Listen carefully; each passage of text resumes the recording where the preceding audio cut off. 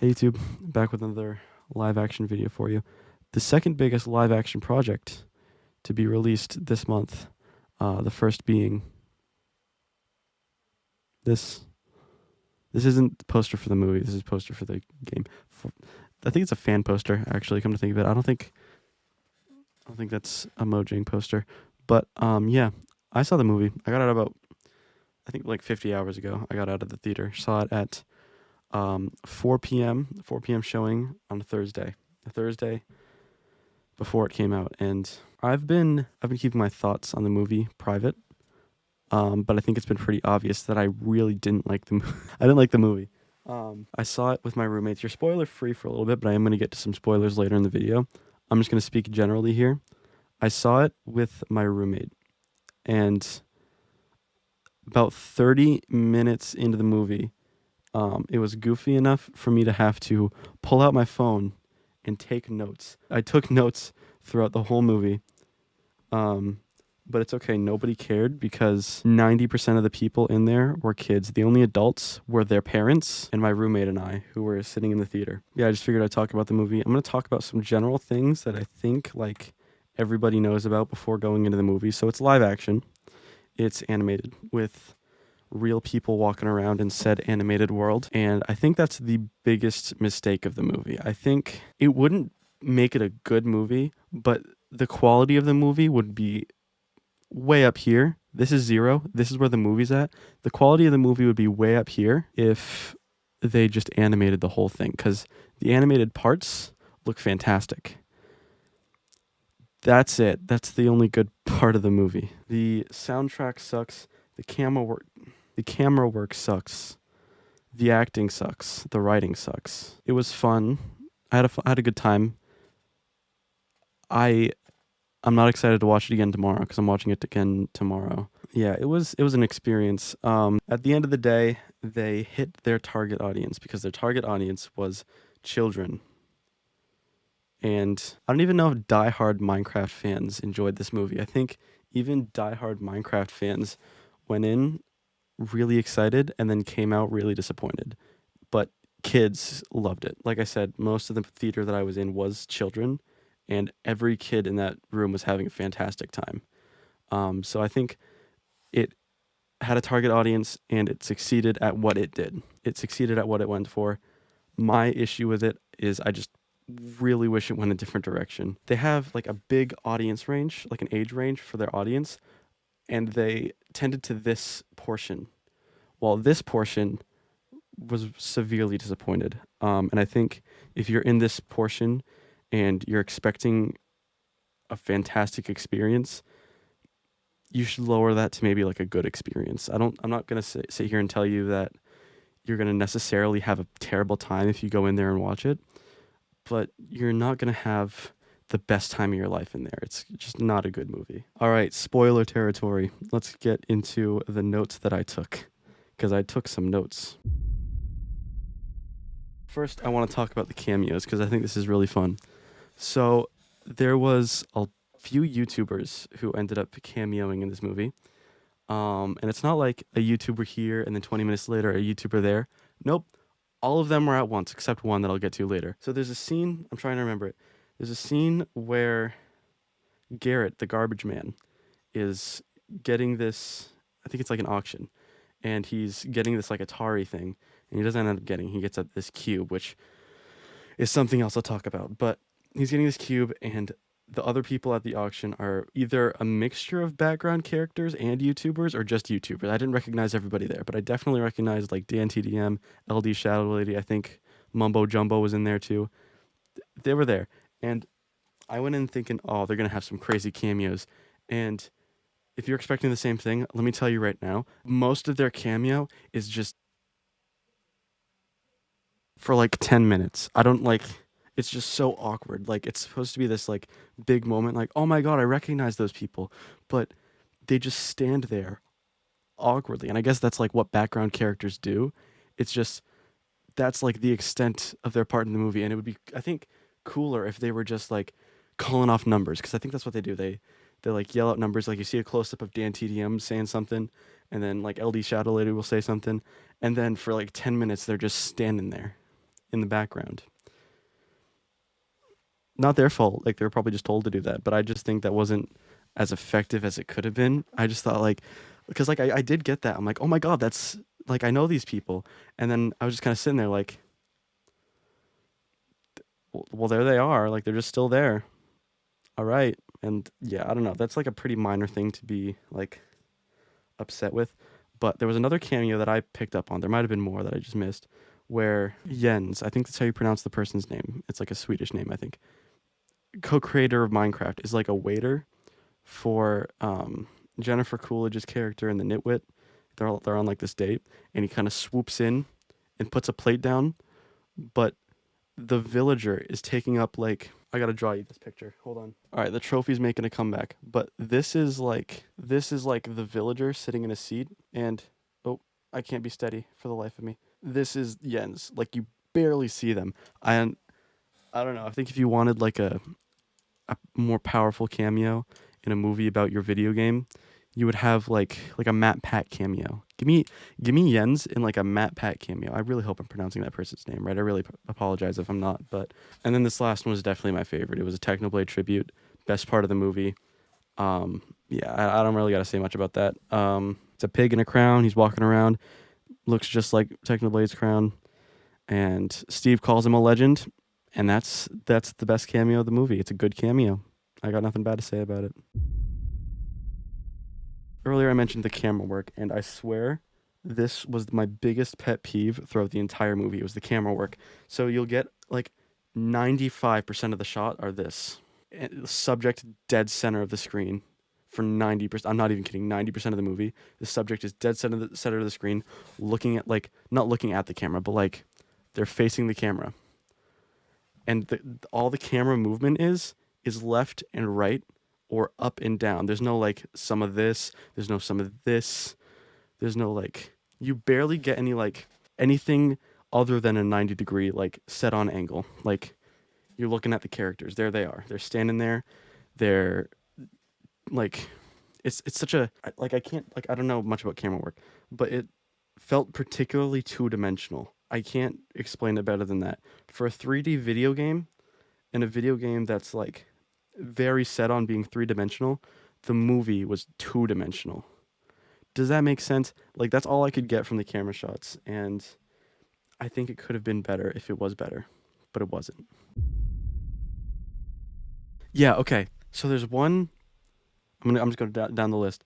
There's a scene where the four characters are meeting Steve, and Steve's like, "Where's Dennis?" And then the characters are like, "We don't know a Dennis." And then Steve's like, "Well, who are you?" And it's like, Dennis is a dog. The dog isn't going to tell these characters that his name is Dennis. You could say, "Where's my dog?" And then they could put two and two together and be like, "Okay, we just saw a square dog." But like they did like I don't know. I feel like anyone with like an iota of what they're doing with the script would have caught that and been like, "Well, they don't know who Dennis is." And then later I guess like Dennis had a collar on him, but I don't know. If I'm looking down and I see like a cubic dog, I'm not going to look at the dog's collar. I'm going to be like, "Why the hell is there a cubic dog in my living room?" Or they wouldn't have seen it in their living room. It would have been like outside or something. But but yeah, that's just something that's like my first note. And then the dialogue just sucks too, and you learn that pretty quickly with the exposition at the beginning. But one line that was like I laughed because it was so bad, and it was after Jennifer Coolidge hits the villager with her car, and she says, "Oh, I hope you don't sue me. People always sue me when I hit them with my Jeep Grand Cherokee." And like I just think that was too much. I think this movie does too much telling, and I think that's because their main audience is children, so you kind of got to do a lot of telling. But I don't know. I feel I'm okay. And then I think there's an argument. It's between I remember Natalie is part of the argument, and then it's about Hank or Henry. Somebody keeps calling him Hank. It's about Henry, and then Henry doesn't like walk in on the argument. It's okay. Here's one person doing some arguing. Here's another person doing some arguing. Here's this person doing some arguing, and then this person, and then Henry's just there. He's there just in that shot, and he's like, "Well, maybe I belong in this world because it's like some Jumanji thing, and they're in a Minecraft world." It's so stupid. The dialogue in this movie really sucked. I don't need to talk about this scene, but I'm going to. This scene knows what it's doing because they talked about it in an interview. The Elytra sex scene with Jason Momoa's character Garrett and Jack Black. They go through like 5 different sex positions while gliding in an Electra, and they put this in here to cater to adults, to cater to like an older audience. It's so unfunny. And if that's like the only thing that you're going to put in to cater to an adult audience, then you don't know adults. You don't know an adult audience. It was goofy. Older kids, like maybe 8th graders or 9th graders who like understand it, maybe that's the group who will laugh at it. The kids who are old enough to understand it, but young enough to be immature enough to laugh at it. And nobody else found that unironically funny, unless like you're an exception. It was just, what a scene. The whole crystal plot line where the crystal breaks and then all of a sudden there's just another one in a chest. There's just one sitting in a chest, and then when Henry's looking for it, it just happens to start glowing. I don't even remember if he had the orb. Speaking of, I gotta talk about the orb. The whole joke about the orb is, in Minecraft, it's an orb because like it's an orb, but to a human from Earth, it looks like a cube because the world's a cube. But then you have an ender pearl, which is orb shaped. So why couldn't the orb be shaped like the ender pearl? And I know why. It's so they could do that joke that I didn't laugh at. Yeah, the Enderman I think was BS. I don't know why they gave the Enderman like mind superpowers. I think they did that to create some depth with Henry and to also throw in the Herobrine image, which by the way, as soon as my friends see the movie, I'm making that my Discord profile picture for like a month, mark my words. It's a movie where the creators know the game, and I respect that. But I don't know why they like added this superpower for the Enderman. Just make an Enderman. It would have been so much more scary if the Enderman was just beating on Henry. That would have been so crazy. If the Enderman just like, first of all, Henry didn't even look at the Enderman before it got angry. It was already angry for some reason. Second of all, it would have been so funny if Henry was just like, oh, hey, I got this crystal. And then he turns around and he accidentally looks at the eyes. Because that's usually what happens in game, right? The player just looks and an Enderman's just there. And then he looks at the eyes and he's like, oh, and then it would have been so funny if Henry was just like, and then the Enderman just beats the kid up. That would have been so hilarious. Maybe, I don't know. I think that just would have been funny. I wrote down this quote, did you get the earth crystal? And for some reason I thought it was goofy. But oh, yeah, I remember why. So Henry, after getting the crystal from the village, meets back up with the group, and he's holding it, right? He's holding it like this. He's holding it up and out. And then Steve looks at him and says, did you get the earth crystal? He's holding it like it's right here. He's looking. Did you get the earth crystal? He goes, yeah. I'm not even going to talk about first we mine, then we craft, let's Minecraft. That speaks for itself. I saw a Moist Critical's video about it, and he said that the movie is just, it's not so much a movie, but it's more or less a tutorial for the game. And that's a great point. And here is a great example. It's when they set up the iron golems to fight this army of piglins. And then the head piglin lady says, okay, iron golems only attack if you attack them. And then some jackass from the back, being all heroic, shoots an iron golem with a bow and arrow. And he go, dink. And then all of them just go crazy. First of all, yeah, she's just telling a game mechanic. Second of all, it's funny. I guess it's funny. Like, I feel like I'm nitpicking now. Maybe I am. Maybe I expected more out of my favorite video game, but I digress. I think the goofiest part of the movie might have been the diamond armor scene where it's Jack Black in some cubic attire. There's a picture, I'll find it. That's the goofiest part. Like I know they're not being serious. It was just really goofy. I kind of laughed at it. I don't know. And then my least favorite part of the movie is Steve. Throughout the entire movie, every so often, he'll be like, "Oh, I miss Dennis. Where's Dennis? I want my dog Dennis. I hope he's okay. Give me some Dennis." And then at the end, for zero reason, this is how many reasons he had. He gives the dog away. He gives Dennis away. He loses Dennis. Spends, I think, like, am I wrong? Didn't he spend like 20 years in a prison? Like, he went in with like brown fur and then came out with gray fur. He's not an animal. I don't know why I said fur. He's old now. He spent all that time away from Dennis. And then he finds Dennis. And then he's like, "You know what? Dawn, I think you should take Dennis." Yeah, I'm just knocking a kids movie at this point cuz I know there's a lot of kids movies that are just as stupid as that. My point is it's Minecraft, man. You know how generally loved Minecraft is, and then you make it a kids movie, just a kids movie, a movie that a Minecraft lover can't enjoy. I didn't enjoy it. I I think if had gone by myself, I don't know if I would have walked out. I mean I didn't pay for the movie, but like I watched it in theaters for free because my college lets me go to a theater for free. But I'm disappointed that Minecraft only tended to a portion of their audience. I feel like it would have been A, a lot more successful, and B, a lot more generally loved if it attended to more than just the young audience, if that makes any sense. And the worst part about it is there are good parts of this movie, which means they could have made something fantastic. And I think I'm just bitter. Even 50 hours, 51 now hours later, I I'm just disappointed that we'll never get that. But we have Minecraft, the game, so I'm kind of happy about that. And I'll be making another video on my Minecraft world very shortly. So, there are actually two funny jokes in the whole movie, and I remember both of them. One of them is when Jennifer Coolidge is in the restaurant with the village, and the waiter or waitress comes up and says, "Oh, is he finished?" And she goes, "Nope, he's Swedish."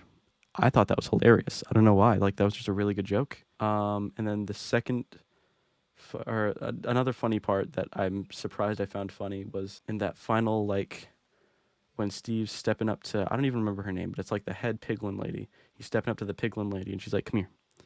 And then he comes up to her and then she whips out a knife and like goes to stab him with it and he's like he hits it out of her hand and he keeps doing it. That was a good joke. I really enjoyed that. And um as much as I hate to say it, I kind of liked the songs that he did. I think they were catchy. I don't know. I'm a sucker for a good Jack Black song, but he did like four of them. They were pretty good. But yeah, the acting sucked, the writing sucked, the camera work sucked, the soundtrack sucked. By the way, unless it was a Jack Black song, the song didn't fit the movie. Like a song that was made before the movie, not for the movie, it just never worked. There's not a good song that works unless it's sung by Jack Black. I'm really trying to think of what else was in that movie. Looked stunning. I don't think besides the people being there, I think everything in the movie looked fantastic. The piglins looked great. I think my favorite part was like the gassed balloons. Those were awesome. The villagers looked fantastic. Um, the animals, I think, were the only thing that didn't look that great.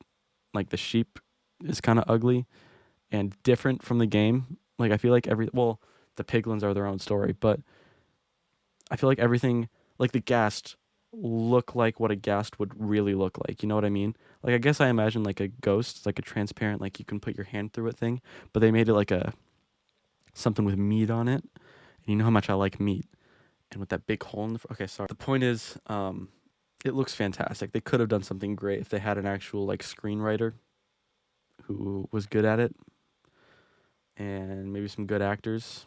Say what you want about the guy. Jack Black isn't an actor. He's a voice actor. Kung Fu Panda movies are good, but he's one of those actors. He's like Dwayne Johnson, right? He plays the same character in every movie, and it's just him. Dwayne Johnson is just Dwayne Johnson in every movie. Jack Black is just Jack Black in every movie, and here he's just Jack Black. Like you can't even when you're watching the movie, you can't even pretend that his name is Steve. His name is Jack. His name isn't even Jack. Hold on. His name is Thomas. We're looking at a Thomas right here. just Thomas in a blue shirt, and we're supposed to believe that's Steve. And then they set up a sequel at the end of it. I missed the post credit scene because I just wanted to get the fuck out of there. But yeah, they set up a sequel where Steve and Alex meet. And what sucks is Alex looks like Alex, at least from the back. We didn't really see the front. But Steve doesn't look like Steve. So that's going to be really weird, having a character that looks like the person from the video game and a character that really doesn't. I could yap for another half hour. I've already yapped for 30 minutes, but I'm not gonna. I'm gonna leave you with the movie sucks. Could have been good. I'm disappointed that it wasn't, but you know what? That's okay. I love the game and I'm gonna keep playing it. I'm gonna keep playing it soon for YouTube. And yeah, that's my opinion. Thank you for watching. Yeah.